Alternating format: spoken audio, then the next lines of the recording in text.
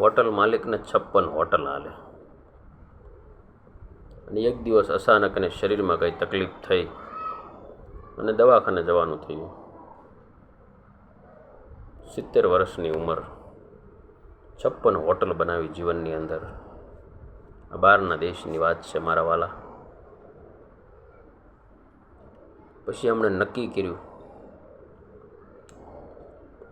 કે બધી હોટલે ભિખારી બની અને આંટો મારું અને જો કોઈ મને ભિખારીના વેશમાં મને ભોજન કરાવે ને હોટલમાં, એને મારી હોટલનો વહીવટ સોંપું.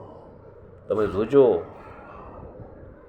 મોટા પુરુષો કેવી ચોઈસ કરતા હોય છે, મહાન માણસો કેવા વિચારો કરીને કેવી ચોઈસ આપણને આપતા હોય છે. આ વાત એ છે.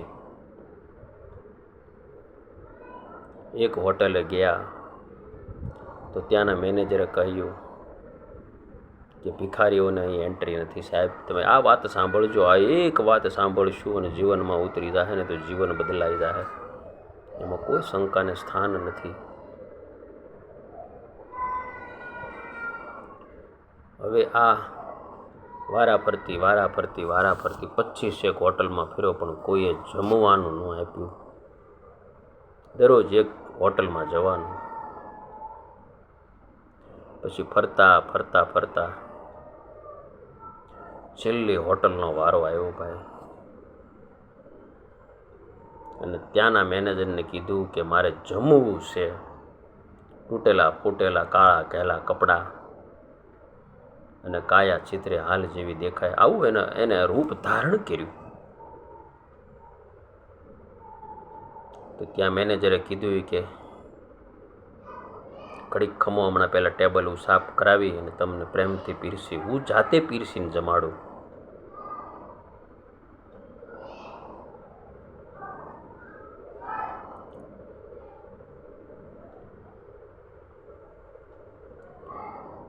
અને મેનેજરે પાછો ઓળખી ગયો હો કે આ હોટલના માલિક છે. એ પાછું ફાઇનલ હતું હો. ઓળખાણ જ્યારે થઈ જાય ને ત્યારે ભગવાન સામે આવીને ઊભા રહે. આપણે ગોતવા ન જવા પડે મારા વાલા. પછી એ ભિખારીને મેનેજરે 56 ભોગની થાળી પીરસી અને પોતે પણ એક થાળી સાથે લઈ અને જમવા બેસી ગયા. જમી લીધા પછી હાથ ધોયા, પાણી પીધું. ભિખારીએ કીધું કે તમે ખૂબ ખુશ રહો, તમારી જીવનમાં ખૂબ પ્રગતિ થાય.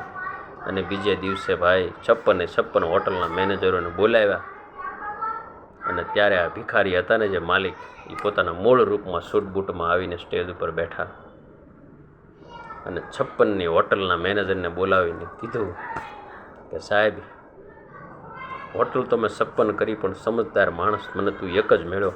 આ 56 હોટલનો માલિક આજથી તું. હવે મારે 3 મહિનાથી વધારે જીવવાનું નથી સાહેબ. આ ગુણ જીવનમાં કેળવવાના છે.